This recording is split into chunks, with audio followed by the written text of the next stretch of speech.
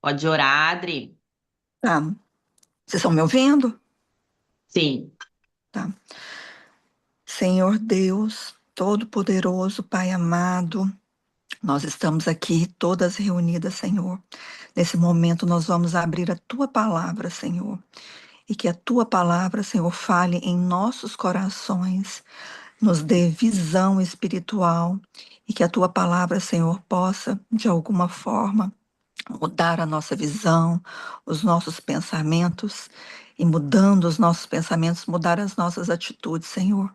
As nossas atitudes em relação aos nossos familiares, aos nossos amigos, às pessoas que trabalham com a gente e as pessoas que a gente vai encontrar. Que eu tenho certeza que o seu objetivo, Senhor, é que a gente alcance cada vez mais outras pessoas e que elas possam ver o teu amor, o teu poder, o teu cuidado através de nós e que essa mudança seja transparente, que essa mudança seja visível, Senhor, para a gente poder cumprir a tua obra, o teu propósito. Abençoe todas nós, abençoe cada família aqui representada. Abençoe, Senhor. Hoje a gente está nessa corrente de oração, né, pela Julinha, então quero clamar, Senhor, pela vida dela, pela saúde dela, pela família, Senhor, que o Senhor envie o Espírito Santo lá naquele hospital, que o Senhor visite ela, que o Senhor faça, Senhor, a tua vontade.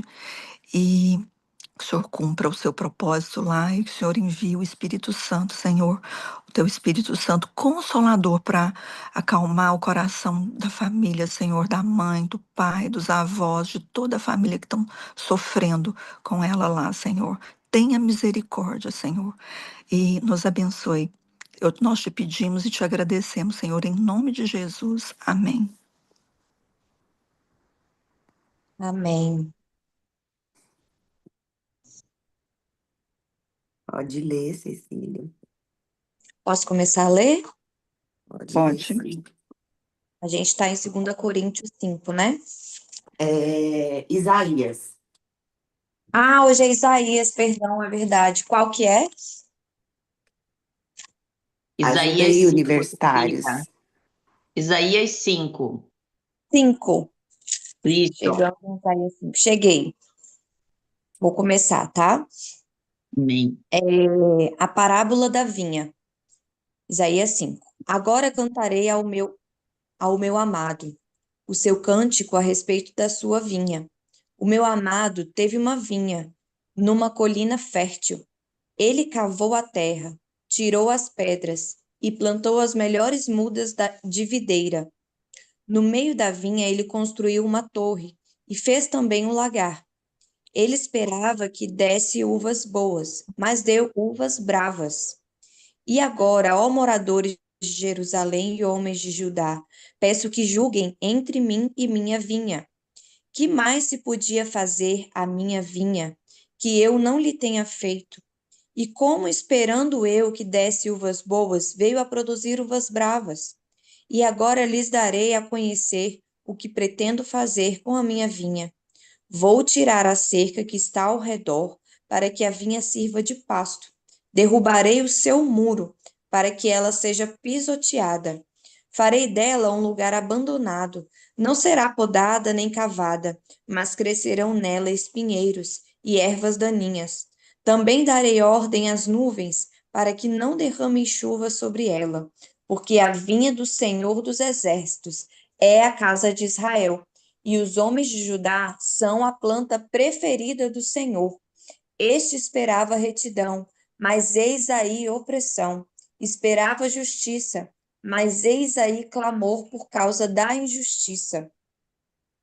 Ai dos maus, ai dos que ajuntam casas e mais casas, reúnem para si campos e mais campos, até que não haja mais lugar, e ficam como únicos moradores no meio da terra. Eu ouvi o Senhor dos Exércitos dizer isto.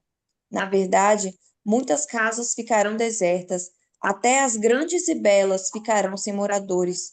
Uma grande vinha produzirá somente alguns litros de vinho, e um saco cheio de semente não dará mais do que alguns quilos de trigo. Ai dos que se levantam pela manhã para logo se embriagarem e continuam até alta noite, até que o vinho os esquente. Liras e harpas, tamborins e flautas, e vinho não faltam nos seus banquetes. Porém, não consideram os feitos do Senhor, nem olham para as obras das suas mãos. Portanto, o meu povo será levado cativo por falta de entendimento. Por falta de entendimento, os seus nobres passarão fome, e o povo simples morrerá de sede. Por isso, a sepultura aumentou o seu apetite e abriu ao máximo a sua boca. Para lá desce o esplendor de Jerusalém e a sua multidão, o seu ruído e os que nela se alegram.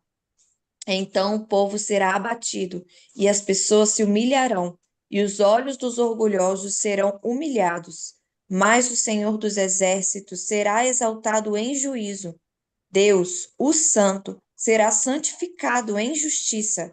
Então os cordeiros passarão ali, como se estivessem no seu pasto, e os nômades se nutrirão dos campos que os ricos deixaram abandonados. Ai dos que puxam para si a iniquidade com cordões de injustiça, que puxam o pecado, como se faz com as cordas de uma carroça, e dizem: que Deus se apresse e termine logo a sua obra para que a vejamos, que se aproxime e se manifeste o conselho do Santo de Israel para que o conheçamos. Ai dos que o mal chamam bem e ao bem chamam mal, que fazem das trevas luz e das luz fazem trevas, que mudam o amargo em doce e o doce mudam em amargo. Ai dos que são sábios aos seus próprios olhos e inteligentes ao seu próprio conceito. Ai dos que são heróis para beber vinho e valentes para misturar bebida forte, que por suborno justificam o ímpio, mas ao justo negam justiça. Irmãs, uma pergunta. A gente vai ler Isaías 5 todo? E pode ler, Cecília. Tá, vou continuar. Versículo 24. Deus castigará o seu povo. Portanto, assim como as labaredas consomem a palha e a erva seca se desfaz pela chama, assim a raiz deles será como podridão e a flor deles subirá como pó, porque rejeitaram a lei do Senhor dos Exércitos e desprezaram a palavra do Santo de Israel. Por isso, a ira do Senhor se acendeu contra o seu povo contra a qual estendeu a mão e ao qual castigou. Os montes tremeram, e os seus cadáveres são como lixo no meio das ruas. Nem com tudo isso se desviou a ira de Deus, e a mão dele continua estendida. Ele levantará um estandarte para as nações distantes e lhes assoviará para que venham das extremidades da terra. E eis que elas vêm rapidamente com toda pressa. Não há entre elas quem esteja cansado, nem quem tropece. Ninguém dormita nem dorme. Eles não desatam o cinto dos seus lombos, e as correias das suas sandálias não se rompem. As suas flechas são afiadas e todos os seus arcos entesados. Os cascos dos seus cavalos são duros como pedra, e as rodas dos seus carros de guerra são como um redemoinho. O rugido deles é como o do leão. Rugem como filhos de leão, e rosnando arrebatam a presa e levam, e não há quem a livre. Naquele dia, o bramido contra ele será como o bramido do mar. Se alguém olhar para a terra, eis que só haverá trevas e angústia. A luz se escurecerá em densas nuvens. Uhul! Ai, gente. Diz aí, Cecília, para nós. Minhas irmãs, eu teria que ler tudo de novo para eu prestar mais atenção e conseguir assimilar alguma coisa. Mas, assim, sobretudo, embora eu não venha falar nada especificamente do texto, é muito lindo ver como que, na verdade, o profeta, né, Isaías, ele vai ali trazendo, né, para o povo daquela época, e uma profecia que, na verdade, por ser algo eterno, permanece até os dias de hoje, né? Vai dando a direção para a gente, né, para os filhos de Deus. E a gente vê sempre nos textos de Isaías, pelo menos dos que eu já li assim com mais afinco, né, na minha vida, eu sempre vejo ele trazendo, explicando, né, como que o comportamento, muitas vezes, do povo de Deus, seja de Israel, ou seja de nós que não somos necessariamente judeus, mas que somos filhos de Deus, precisa de se converter, né, ao Senhor. A gente sempre vai ter esse caminho para onde voltar, né? A gente se encontra em determinada situação se desviando daquilo que é a nosso propósito, mas Isaías sempre vem ali com uma palavra dizendo, ó, mas eis que o Senhor, né, ele se compadecerá, e nós temos para onde voltar, né? É isso que eu queria considerar. Amém, gente. Que texto Débora, maravilhoso. Débora, Fale, Silvia, deixa eu falar, compartilhe conosco. para não ficar só na escuta, né, Grace? Na verdade, esse texto fala de nós mesmos, né? Se a gente olhar os reis de Israel, a história, crônicas, primeira e segunda reis, a gente vai ver que um rei era bom, reconhecia o Senhor em todos os seus caminhos e tudo prosperava, né? E depois o rei era mau, fez o que era mau e veio a ira do Senhor sobre aquele rei e aquele país, né? Então, eu acho que a gente tem que trazer para nós, né? Hoje não é diferente. Hoje de manhãzinha, eu aleatoriamente escolhi um texto de Isaías 5, né? Que um pastor que eu não conheço estava dizendo, e ele falava exatamente isso, né? Na época da pandemia, todo mundo se aproximou de Deus. E depois todo mundo começou a voltar mesmo para os seus próprios caminhos. Não é que a gente vai atrás de outros deuses, mas o Deus pior nas nossas vidas somos nós mesmos, né? Então, eu acho que esse texto retrata exatamente o caminho da humanidade. E assim como Deus preparou tudo para aquele povo, né?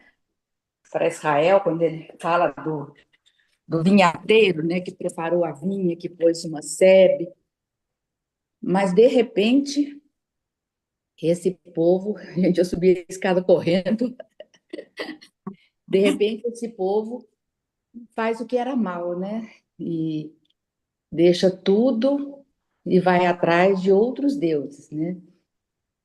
E quando às vezes a gente acha que idólatra são aqueles que honram, né, imagens, mas nós somos idólatras, né?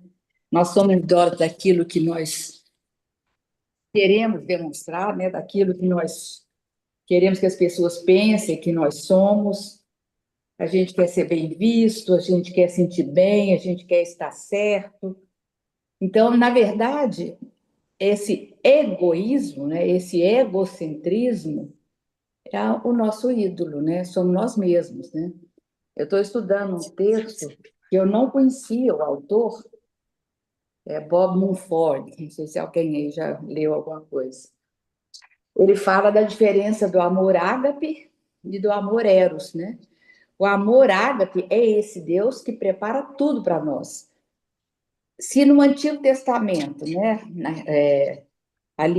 nos reinados de Israel, ou tirando o povo do Egito, né, Deus foi dando tudo, hoje ele nos deu Jesus, né? Nos reconciliou com o Pai, quer dizer que nós temos tudo a nosso alcance, né? E a gente vive o amor eros, que é aquela satisfação própria, porque às vezes a gente acha que eros é erótico, é só sexual, mas eros é aquilo de satisfazer a você mesmo, de andar no seu próprio entendimento, né? foi aquilo que separou, lá em Gênesis, Adão e Eva do Senhor, que foi andar pela árvore do conhecimento do bem e do mal, ou seja, o autoconhecimento. Sou eu que me dirijo, sou eu que decido. E depois, na hora que tudo é errado, a gente corre para o Senhor, né? Eu ontem estava ouvindo uma pessoa falando assim, pedindo oração por uma pessoa doente, ele falou assim, quando não tem mais jeito, quando a ciência não tem mais jeito, a gente vai para o Senhor. Quer dizer, eu sei que a pessoa falou achando que estava correto, eu não a critiquei, mas eu pensei, é exatamente ao contrário. A gente vai para o Senhor, busca o Senhor, busca a direção de Deus, clama pela cura, como nós estamos pedindo pela Julinha, né? Porque só Ele pode. Aí ele usa os médicos, ele usa as situações, né? As circunstâncias, a medicina, a ciência. Então, é isso que a gente tem que reconhecer. Então, não adianta a gente ler Isaías e não trazer para as nossas vidas, né? Então, essa autossatisfação que a gente busca, né? Seja, a gente sempre pensa e quer o melhor para nós mesmos quando nós não entramos no universo divino e queremos aquilo que Deus quer, né? E qual seria a consequência, né? Se a gente faz a vontade de Deus, tudo coopera para o nosso bem, porque a gente acha que tudo coopera para o nosso bem, às vezes a gente não pensa sobre isso, mas no versículo anterior fala para aqueles que confiam no Senhor, que andam debaixo da direção do Senhor, né? Então, eu acho que Isaías 5 retrata, né, esse Deus que nos deu tudo, que fez, que preparou tudo, e que nós viramos as costas, né? E aí, as consequências desse abandono de Deus ocorrem nas nossas próprias vidas. E eu sempre procuro, né, trazer para o meu dia de hoje. O que é que eu estou fazendo que hoje, no meu dia, né, vai estar de acordo com a vontade de Deus. Então, por isso que a gente fala das disciplinas espirituais, né, do ficar em silêncio, de esperar Deus falar conosco, ouvir Deus. A gente fala muito e ouve pouco, né? Ontem, eu fiz essa oração de manhã, assim, e eu fui fazer unha. Eu queimei a mão, então tinha que fazer com cuidado aqui. Aí, quando eu cheguei lá, uma pessoa começou a falar de si, das doenças, dos problemas.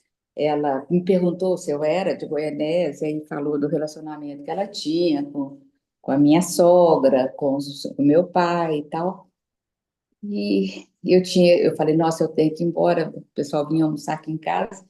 Mas aí ela precisou tanto de falar que ela ficou em pé comigo, falando de todas as dores, né? E depois chegou uma irmã nossa da sala, e nós aí conversamos sobre um outro assunto, né? Aí, olha que eu saí de lá, eu falei assim... Aí eu falei para essa minha irmã mesmo, falei, puxa, meus planos eram outros, mas acho que Deus marcou um encontro conosco aqui, tanto com aquela senhora quanto com você, porque a gente conversou de coisas muito necessárias, né? Então, a hora que eu cheguei em casa, eu fui correndo ajudar a Marcilene, minha funcionária, né? Porque Camila e o Jai já estavam chegando, eu acho que tinha que trabalhar, mas assim, e deu tudo certo, né? Aí, a hora que acabou, todo mundo foi embora, eu falei, Senhor, como é pacífico, como é gostoso andar naquilo que o Senhor quer da gente. E entender que se eu levantasse dali correndo, como eu pretendia, eu não estava fazendo a vontade de Deus. Porque a gente acha que a vontade de Deus é só nos momentos mais decisivos da nossa vida.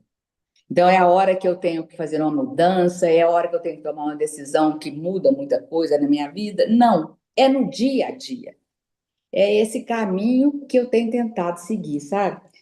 Porque eu vejo que a gente deixa Deus no atacado e depois busca Deus apenas no específico. Não, nós temos que entregar nossa vida inteira a Deus e ouvir Deus todos os momentos da nossa vida.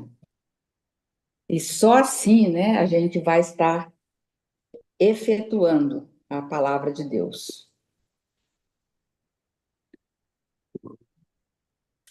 Que maravilha, gente. Que lindo esse capítulo de Isaías, porque ele vai mostrando. E que lindo isso que a Silvia falou pra gente, de estar conectado com essa fonte, né? Sempre com essa fonte. Essa fonte é que vai nos sustentar no dia mal, mas essa fonte nós precisamos aprender a ouvir ela também no dia bom, porque esse dia bom, nós temos promessa, nós temos propósito de alcançar outras pessoas. O negócio de... Fala, Silvinha. Não, exatamente, você falou tudo. É em todos os dias, né, Berg? A gente tem a tendência só no momento da necessidade, que aquilo que a gente acha que é nossa necessidade. E a nossa necessidade, ela vai revelar o quê? As nossas carências, a nossa falta, né? O que faltou para mim, principalmente lá quando era, nós éramos até os 7 anos, né? Tudo o que nós tivemos ou não tivemos, isso vai reverberando na nossa vida e vai fazendo disso um alvo de busca. Enquanto a nossa busca, ela precisa ser a busca pelo Pai, o retorno para essa casa, o retorno, sempre o retorno para essa casa.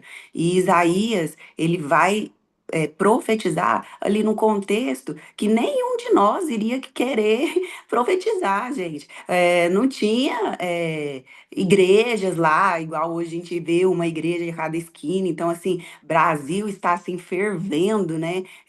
De avivamento, as pessoas falam. Então, não era esse tempo, era um tempo que, na verdade, ninguém queria buscar a Deus, né? O Deus que tinha tirado deles do Egito, tinha entregado a terra prometida, tinha sustentado eles em todas as guerras, até chegar ao período ali dos reis, né? Que eles foram conquistando, a terra foi conquistada. Eu acho tão incrível que Deus ele dá uma terra, mas ele não dá uma terra que não tem ninguém, gente. Ele dá uma terra para ser conquistada. Então tinha povos ali, habitantes naquela terra, e Deus pegou e foi criando esse relacionamento ali desde o deserto, né? Mostrando, olha, eu sou o Deus provedor, eu sou o Deus provedor, eu vou te prover, eu vou te sustentar. Ah, você vai entrar na terra? Tem cidade fortificada, tem Jericó, mas você não conhece as minhas estratégias, sabe? Você não sabe como é que eu trabalho. Vem aqui aprender como eu trabalho. Então, Deus, ele vai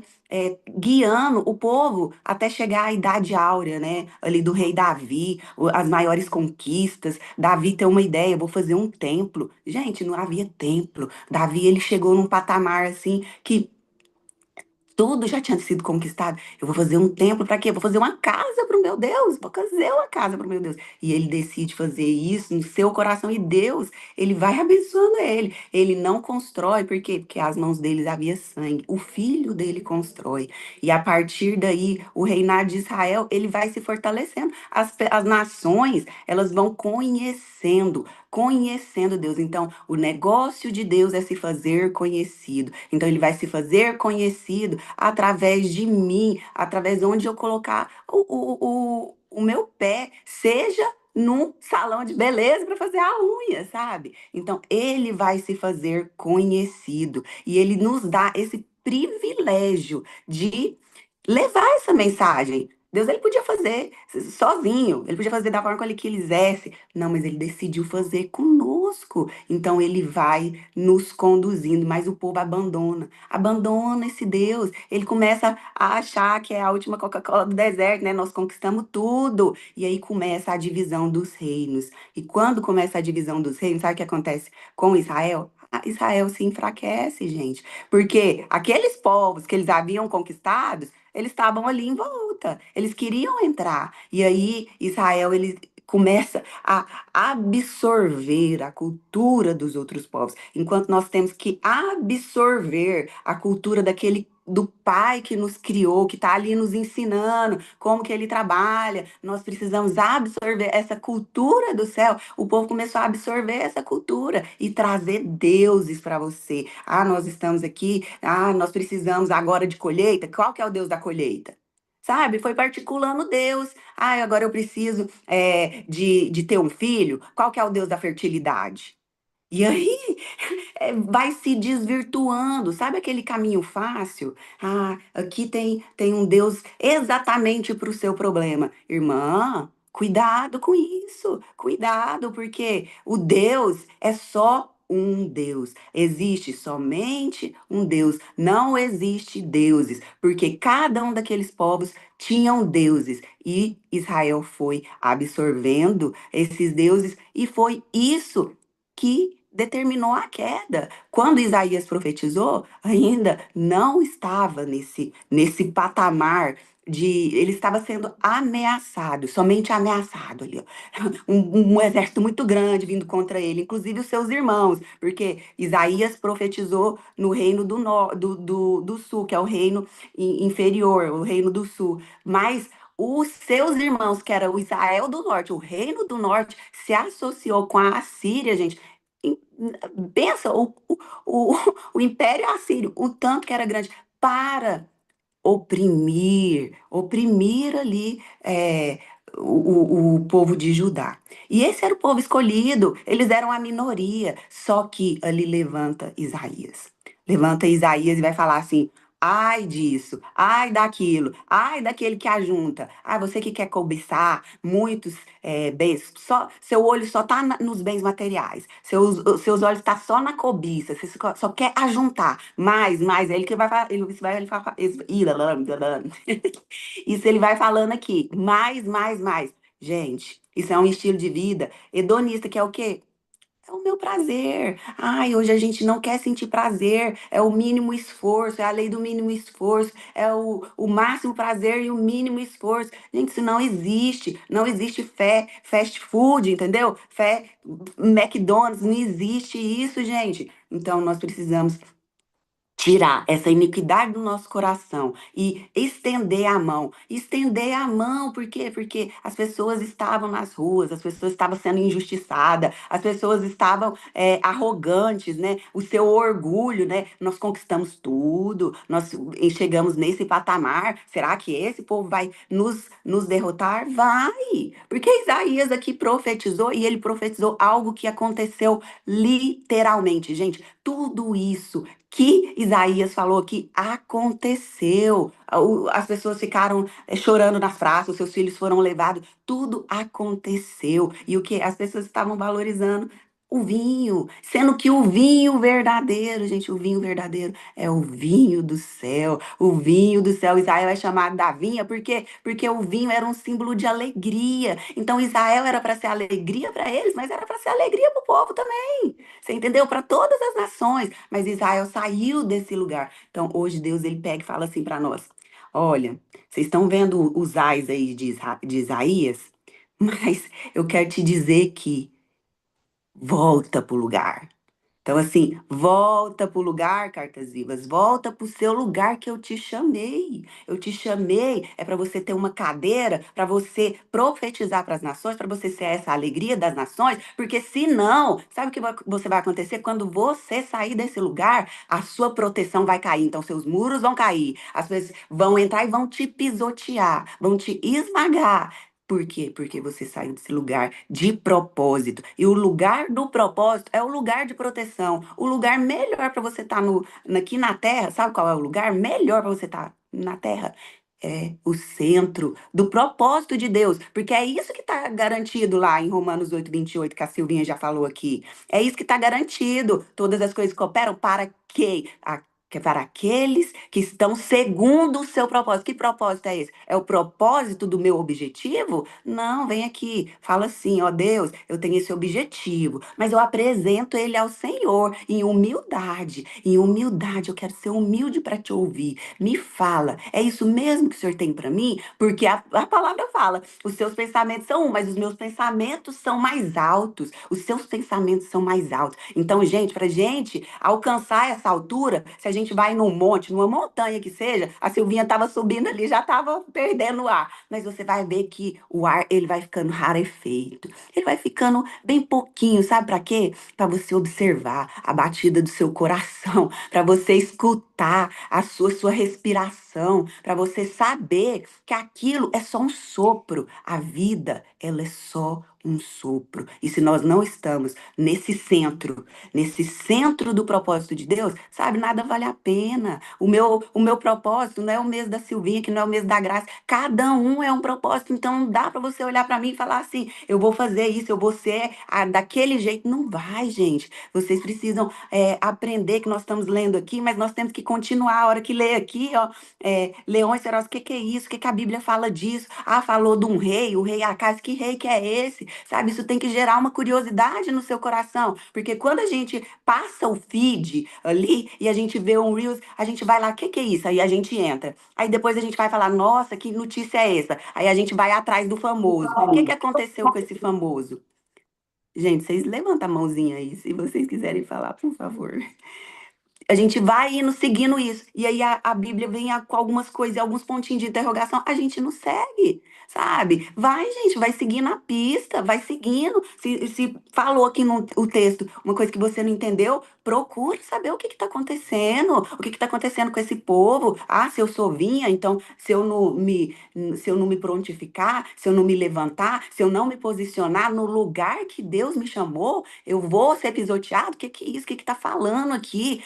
Mas a resposta de Isaías, ela é sempre completa, gente. Nunca, nunca, nunca. O evangelho, ele é o evangelho das boas novas. Ele é o evangelho das boas notícias. Então, ele nunca vai parar no meio do ai. Sabe por quê? Porque ele vai chegar lá no versículo 27, que fala assim, ó, não haverá entre eles cansado nem tropeçante. Ninguém tosquenejará, nem dormirá. Gente, Deus, ele vai levantar um exército.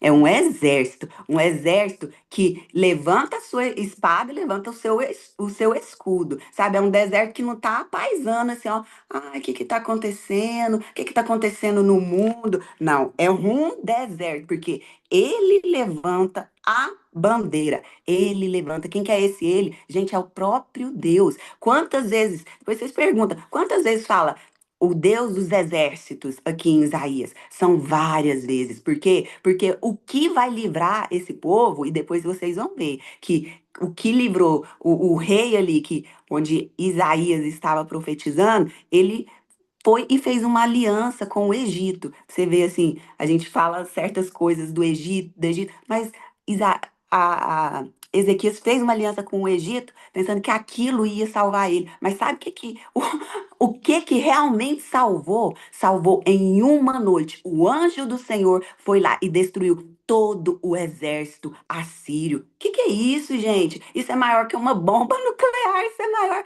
sabe? E esse é o nosso Deus, é o rei dos exércitos. E aí a gente tem que confiar nesse rei, nesse evangelho completo, que ele não termina assim, ó, gente, ele não termina decrescente. O nosso rei, ele vai nos resgatar. Ele vai nos formar. Ele vai nos forjar. Então, às vezes você está perguntando assim, gente, que exército é esse que a Derby está falando?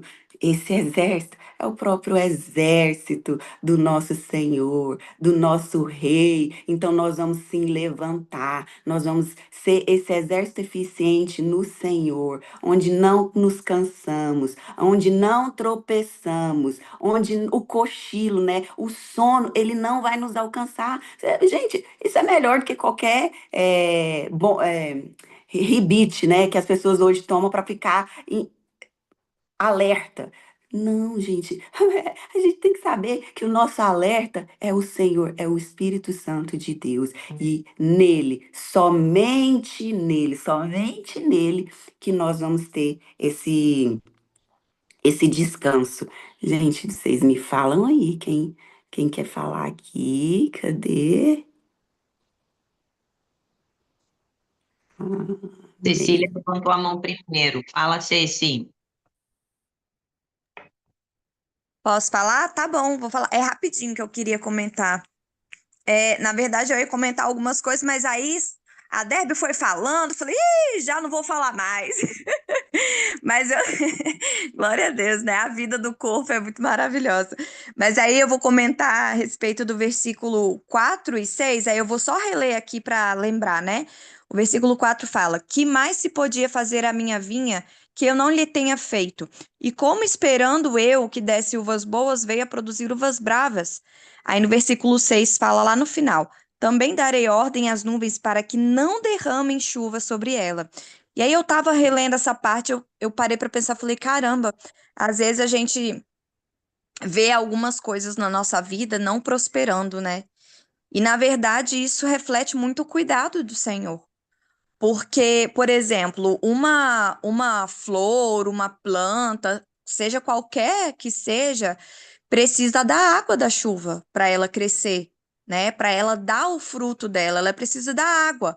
Porém, se aquela planta, aquela árvore tá dando um fruto que não é a uva que o dono da vinha queria, mas era uma uva brava, ele simplesmente não vai regar aquela vinha. Ele vai falar assim: não, você tá dando um fruto diferente, então eu vou fazer o quê? Para o seu bem, eu vou fazer com que não caia chuva sobre você. E aí eu trouxe isso para minha vida. Eu falei, nossa, quantas vezes assim a gente tá indo por um caminho, tá dando um fruto que a gente não tem nem noção que não é o fruto que tá agradando ao dono da vinha. E a gente simplesmente percebe que algumas coisas não estão prosperando na nossa vida. Alguns caminhos que a gente está traçando não estão, as portas não estão abrindo, a gente está vendo alguma resistência ou algumas coisas estão acontecendo e a gente precisa, nesse momento, de parar e perceber, né, desenvolver nossa sensibilidade para o cuidado do Pai e entender que, na verdade, é Ele que não está enviando chuva. Porque o que Ele quer é que a gente volte para o nosso lugar, que a gente volte para o nosso propósito, que foi o que a Derby foi falando, que a Silvinha também falou, porque a gente tem um lugar para voltar. E graças a Deus, porque a gente não está perdido, porque imagina se a gente fosse traçando um caminho que a gente olhasse para o lado, para o outro, para trás, para frente e simplesmente falasse: meu Deus, eu não tenho para onde ir, mas não é essa a verdade. A gente tem para onde voltar, a gente tem para onde olhar e é para Jesus, né? Quando a gente olha para Jesus, quando a gente volta para esse lugar, ele se fez caminho, né? A gente pede ao Espírito para ajustar os nossos pés nessas pegadas, nesse lugar que é o lugar de Jesus, né? Quando a gente olha para o nosso irmão e a gente vê que a gente não está sozinha nesse caminho, a gente tem para onde voltar. E então, eu só queria compartilhar isso, que para a gente olhar para a nossa vida, quando a gente começar a ver que não está caindo chuva, que esse caminho não está prosperando, que a gente, e o Espírito Santo nos leve a esse lugar de sensibilidade e de ouvir e perceber que muitas vezes Deus está nos dando condição de arrependimento, que a gente se arrependa e volte para esse lugar do propósito, né? E para que no final de tudo a gente possa cumprir o propósito que Israel, por exemplo, que era o povo que tipifica, né? Aqui para nossa compreensão, muitas vezes errava, porque pensa bem, como a Derby foi falando, Israel, na verdade, o pastor Cláudio também foi falando lá no domingo, ele era um povo que ele até geograficamente estava no meio de todos os povos. E não é porque eles eram o único povo amado de Deus, não era isso. Deus elegeu Israel para que eles fossem o caminho para todos os outros povos. Não é que Deus amou só Israel. Israel era um povo que indicava o caminho para que todos os povos ao redor deles se arrependessem. Eles eram luzeiros para o mundo. Deus não escolheu Israel porque, ai, vem cá, vocês são privilegiados e só vou amar vocês. Não. Todo privilégio vem junto com a responsabilidade. Israel foi privilegiado de ser levantado e junto com eles havia uma responsabilidade de indicar para os povos ao redor para onde eles deveriam ir e ajustar o propósito de todos eles. Enfim, é isso que eu queria contribuir aí com as irmãs. Amém. Irmãs, Isaías é um livro do antes, o durante e o depois.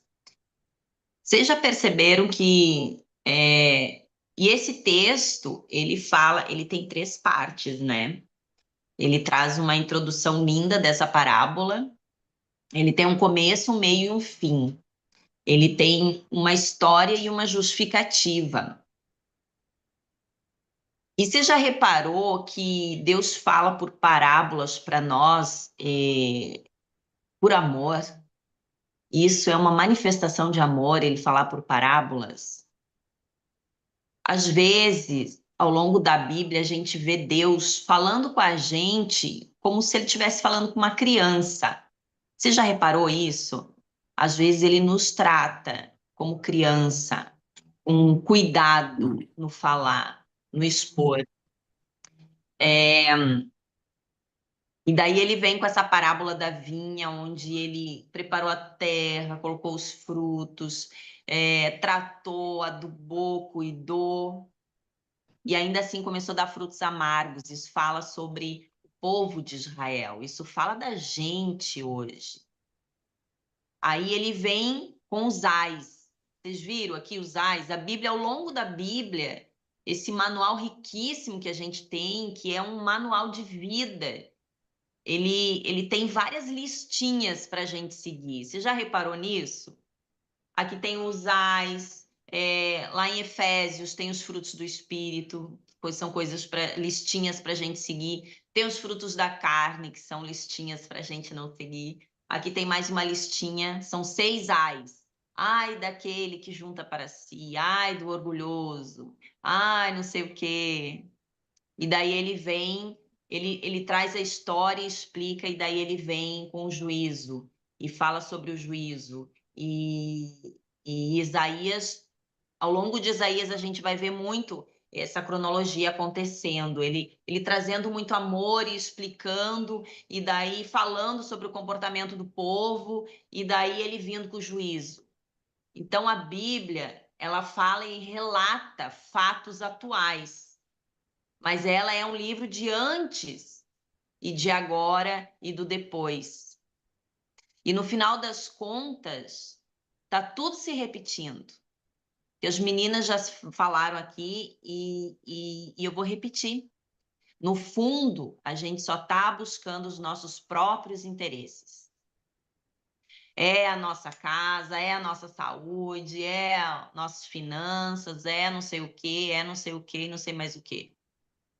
Quando, na verdade, ele plantou, ele colocou e era para a gente dar frutos e florescer com alegria e com amor e transbordar disso, mas nós estamos atrapalhados nos ais. Os ais têm nos dado algumas rasteiras neste mundo e a gente tem nos distraído com isso. E o juízo é certo. O juízo de Deus é certo. E o juízo de Deus ainda é amor. Porque ele precisa podar, é necessário podar. Assim como quando nossos filhos estão crescendo e o cabelinho está crescendo, aí tu leva lá no barbeiro e dá uma cortadinha para ficar mais ajeitadinho. Compra umas roupinhas novas e coloca ali no filhinho para ele ficar mais bonitinho, ficar mais harmonioso, porque as outras já não servem mais. Tá entendendo, irmãs? Então, de acordo com o nosso crescimento, o Senhor vai nos cuidando, nos tratando na nossa individualidade. E Ele espera que nós sejamos frutos bons. Assim como nós esperamos que os nossos filhos sejam filhos bons. Mas a nossa carne corrompida, a nossa humanidade, nos mantém num lugar onde a gente busca os nossos próprios interesses. E ainda assim a misericórdia dele, que é puro amor, que se renova todos os dias na nossa vida. E glórias a Deus por esse tempo que a gente vive, porque ainda é possível a gente começar a cada segundo, a toda manhã, a cada estudo, reconhecer e refazer o caminho. Jesus fez todo esse sacrifício porque sabia do nosso potencial e das nossas fraquezas. E ainda assim ele fez. E muitas vezes nós não acreditamos nos nossos potenciais, mas potencializamos as nossas fraquezas e ficamos num lugar estático, onde a gente não rompe e não glorifica o nome do Senhor. Mas Deus, nessa manhã, quer dizer para a gente que a gente precisa dar frutos bons. A gente precisa ser o fruto bom. Sendo fruto bom, a gente dá frutos bons. Porque é impossível estar perto de algo bom e ser ruim. Quando a gente dá frutos, a gente revela a obra. Mas nós precisamos ser frutos bons. E buscar a Deus, estar conectado com Ele, como a Silvinha falou, como as meninas falaram. Porque por nós mesmos a gente vai sempre pender para um lugar onde não é aquilo que Deus tem para a gente, não é o propósito que Ele tem para a gente. E o juízo é certo. E é a gente que determina isso. Segura essa, minha irmã, é a gente que determina como a gente termina isso tudo. Que a gente foi gerado e nasceu lá numa casa com vários padrões e cresceu, mas é a gente que termina, que decide como acaba isso tudo. Está na nossa mão, é nossa responsabilidade. Ele corrige seus frutos. E glórias a Deus por isso. Era isso que eu queria contribuir hoje. Nós fomos muito ensinadas hoje, né? Obrigada, Débora, obrigada, Grazi, Maíle. Vocês-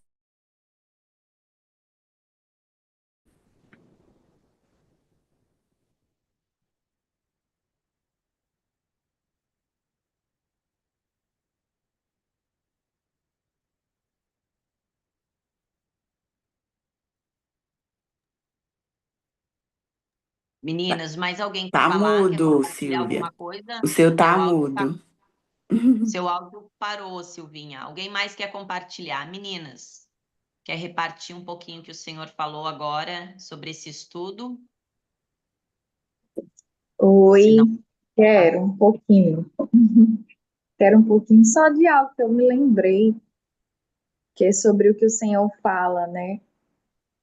Que é bem-aventurados os pobres de espírito, porque eles herdarão o reino do céu. E a gente fica pensando o que é esse pobre de espírito, né? Porque a gente chama pobre de espírito uma pessoa que ela,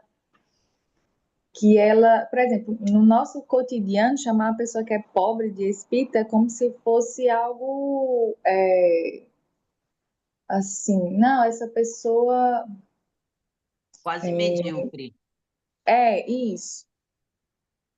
Mas na verdade não é. Na verdade é a pobreza do nós, é a pobreza do nosso ego que faz com que nós herdemos o reino dos céus, é a pobreza da nossa arrogância, da nossa presunção. E tudo que nós falamos hoje se resume a assim, estarmos conectados a Deus o tempo inteiro, é o tempo inteiro, porque eu vejo que a gente faz muitas campanhas, muitos jejuns, e a gente faz muito isso quando a gente está numa hora de necessidade, né? Da necessidade da nossa necessidade, das nossas carências, das nossas faltas. Mas quando a gente está em um momento em que a gente não está sentindo a necessidade, né, sentindo a carência, porque ela está suprida nesse momento, a gente não levanta, por exemplo, um clamor para saber o que eu posso fazer com essa saúde toda que eu tô. O que eu posso fazer com essa fartura que eu tô. Se eu estou prosperando, se eu estou dando frutos, o que o Senhor quer de mim nesse momento? E às vezes, muitas vezes, eu me coloco nesse lugar, a gente não faz isso, a gente começa a andar com as próprias pernas, né? Quando o negócio começa a dar bom, quando o negócio começa a prosperar, a gente, pronto, agora eu posso andar só. Agora eu vou sozinha, agora tá tudo certo, acho que Deus já me abençoou e acho que eu posso ir sozinha. Sendo que são todos os dias, né? Um dia para Deus é como 1000 anos. Para você ter ideia, num dia só você pode ser muito daquilo que Deus quer que você seja, inclusive ficar quieto, inclusive andar, inclusive correr, mas daquilo que o Senhor quer, daquilo que o Espírito de Deus quer de nós. E muda, né? Às vezes o que a gente ouviu ontem, Deus está falando outra coisa hoje. Para cada um de nós, eu falo isso para cada um de nós. E ele fala, né, que a aflição esperam os que são sábios aos próprios olhos e pensam ter entendimento. A gente tem que, a gente falou na outra reunião que a verdade que a gente busca, ela é uma pessoa. E ela fala, né, que a verdade é o Senhor, a verdade é o próprio Jesus, a verdade é o Espírito Santo. É a palavra de Deus, é aquilo que Deus também fala conosco todos os dias quando estamos em oração, quando estamos com os ouvidos atentos. É não largar a mão de Deus nem um momento das nossas vidas, nem um momento.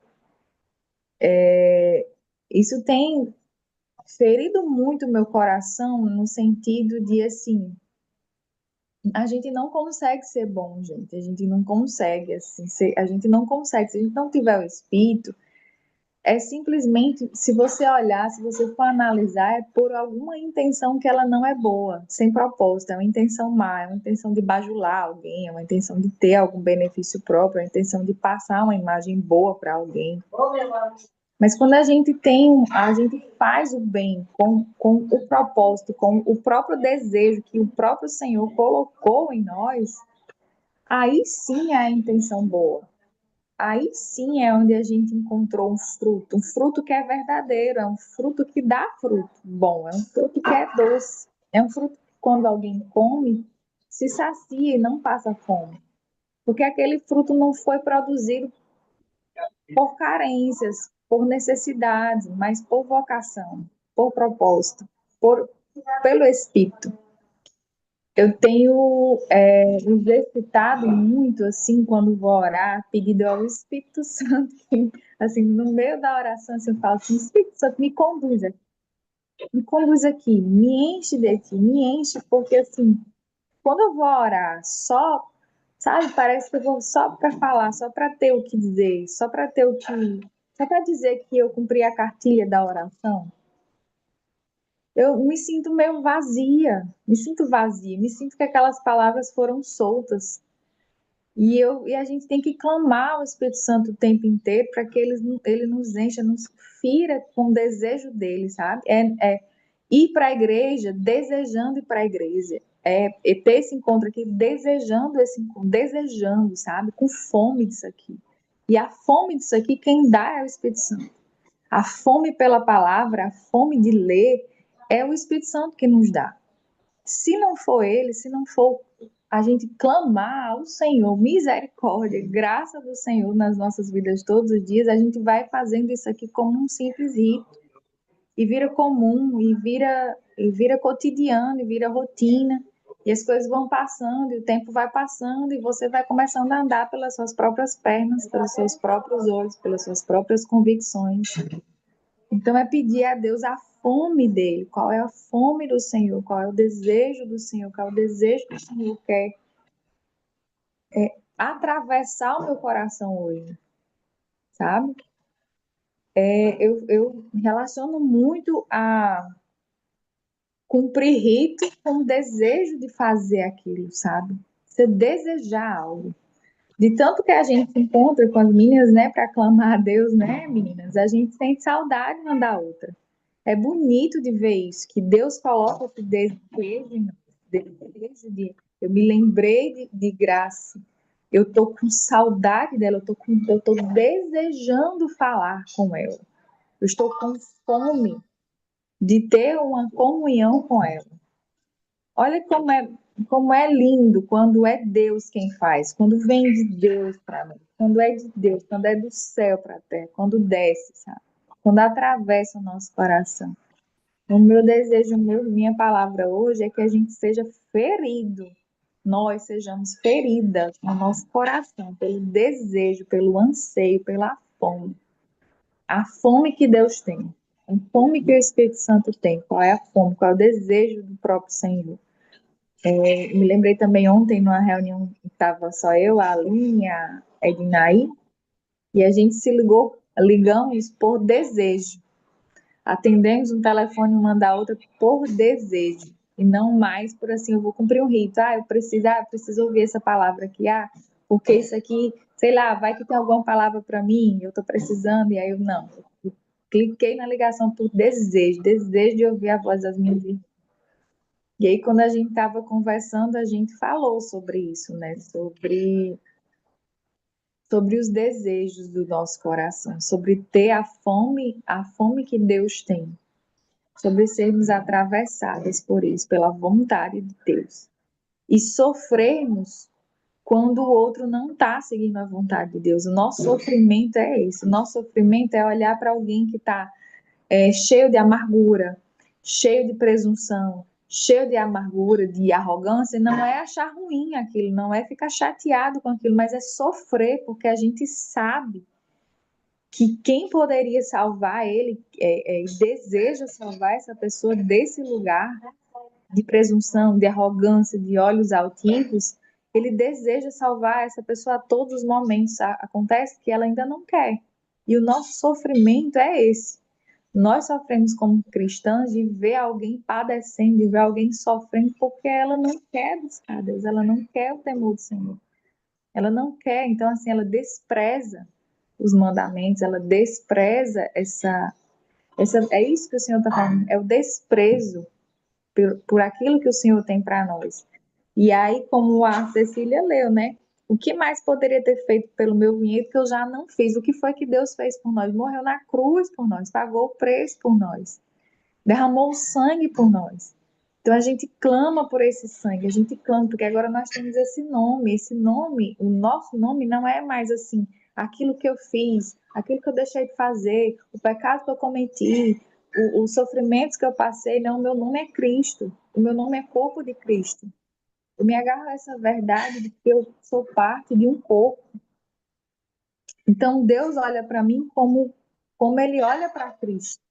Ele não olha mais para mim como aquela pessoa, né, sofrendo, se vitimizando, enfim, com as minhas amarguras. Não, Ele olha para mim com os olhos de quem olha para Cristo, com amor, a imensidão do amor. Gente, a gente não consegue. A gente é muito limitado para entender que amor é esse, que jeito é esse que Deus olha. E às vezes eu tô com raiva de uma pessoa e eu peço simplesmente a Deus para me dar os olhos dele e eu tô agora chorando por a pessoa. Eu me derramo em lágrimas por a pessoa. É da gente poder pensar, da gente poder respirar o Espírito Santo, aconteceu algo, da gente não ser tão impulsiva.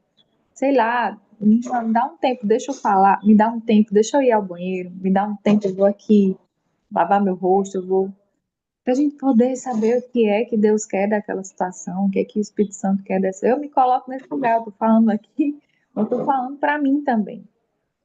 Da gente poder parar e ter o temor mesmo, o temor do Senhor, que o temor do Senhor atinja, nos atravesse. Que nós possamos transbordar esse temor, essa graça, esse amor que é imenso, esse amor que amou todas as pessoas, todas, todas, todas, sem distinção. É só isso que eu queria acrescentar, meninas. Tudo que foi falado, só para complementar mesmo, porque tudo que foi falado aqui foi justamente para nos ensinar, nos atravessar, ferir o nosso coração. Amém. Coloca lá no grupo, Maíli, o versículo que tu usou. As bem-aventuranças estão lá em Mateus 5, né? Tá. É outra listinha, é mais uma listinha, viu, Na minha gente? listinha. É o reino de ponta cabeça. Ali vocês vão entender o reino de ponta cabeça, gente, porque é esse reino que o Senhor nos chama, né? Para nós termos clareza, essa clareza que invade a nossa mente, essa verdade que invade o nosso intelecto, e ele fala: não, vem para um lugar mais alto. E nós precisamos confiar. Nós precisamos confiar que nós fomos feitos para ouvir a voz de Deus. A palavra fala que eu falo com as minhas ovelhas, ouvem a minha voz. Então, nós somos feitos para ouvir essa voz. Então, você é feito para ouvir essa voz. Nós estamos aqui para falar, mas você pode chegar e você, com essa sede, com essa fome, né, que a Maíli falou, você se achega ao seu pai e você fala com ele, e ele fala com você, e ele te instrui no caminho, assim como fala em Provérbios, que ele vai me instruir, ele vai endireitar as minhas veredas, ele vai me mostrar que caminho que eu vou seguir, ele vai me guiar. Nós precisamos confiar que esse Espírito é ele que está dentro de nós e nós só precisamos ativar os receptores, porque a gente, às vezes, é como se a gente tornasse eles insensíveis, né? Por quê? Porque a gente está ouvindo muitos outros, mas nós precisamos ativar, reativar esses receptores. Então, eu até queria, graças para a gente orar pela Luana, acho que ela está aqui também, né? Deixa eu ver que eu vi ela aqui. Então, vamos ativar a nossa fé em conjunto com a nossa irmã, né? Que passa por um caminho, mas nós sabemos que o Senhor, Ele é poderoso. E as outras que estão aqui também, a Zete que eu vi ali que está na fazenda, né? Então, que nós precisamos de saber que mesmo no vale nós temos a presença, mesmo no vale ele está segurando a nossa mão. Então, o vale, ele vai, sabe o que que ele vai dizer? Igual aquela montanha lá muito, muito alta que nós só ouvimos a nossa respiração e o nosso batimento cardíaco. Ele vai dizer que ele está conosco. Ele está conosco. E a presença dele nos basta. A graça dele nos basta. Então, Senhor Jesus, que nós entendamos, compreendamos qual que é a grandeza. Nos leva para esse lugar, ó Pai, da grandeza do teu amor que nos envolve, nos invade, ó Pai. É o teu amor perseguidor, que nós não podemos ir no mais alto, Senhor, ele lá está. Mas se nós vamos lá no mais baixo, no vale mais profundo, o Senhor também lá está, ó Pai. Então nos alcança nesse lugar onde nós estamos lá embaixo, onde os nossos sonhos estão lá embaixo, onde as nossas perspectivas estão lá embaixo. E ressuscita, Pai. Nós declaramos vida, vida hoje sobre a família da Luana, vida hoje sobre a família da Zete, vida hoje sobre a família da Ana, da Beth, ó Deus. Alcance cada um com a vida do Senhor, porque é a vida que o Senhor nos prometeu. O Senhor não nos prometeu morte. Nós renunciamos, nós declaramos, ó morte, assim como Jesus declarou, onde está a sua vitória? Por quê? Porque aquele Jesus, ele já te venceu. Você já está vencida nas nossas vidas. A destruição, o roubo, tudo isso já está vencido, porque o nosso rei, ele é o rei dos exércitos. Então nós queremos, ó Deus, nos capacita, Pai, a ser boas soldadas que seguem, ó Pai, que fazem, ó Deus, fila, que sim, vão para a frente da batalha, nos coloque, ó Deus, nos paramenta, nos faz com as suas vestimentas, coloque o teu capacete da salvação, ó Pai, sobre a nossa mente, o que diz é a tua salvação, o Senhor nos salva para nos libertar, para nos resgatar, ó Pai, e para nos dar um novo rumo, ó Deus, em nome do Senhor Jesus, coloca a tua couraça da justiça. É ela que nos protege, ó Pai. É a tua justiça, não a justiça humana. É a tua justiça. Vem com a tua justiça sobre a minha casa, ó Deus.